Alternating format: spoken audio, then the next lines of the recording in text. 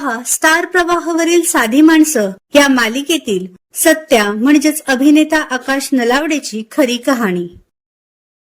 आकाश हा मूळचा पुण्याचा आहे।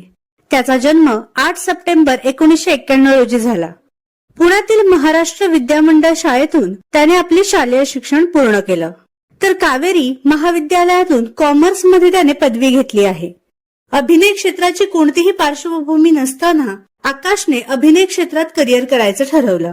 त्यासाठी त्याने पुण्याच्या ललित केंद्रात अभिनयाचे धडे गिरवले। त्यानंतर त्याला स्टार प्रवाहावरील सहकुटुंब सहपरिवार ही पहिली मालिका मिळाली।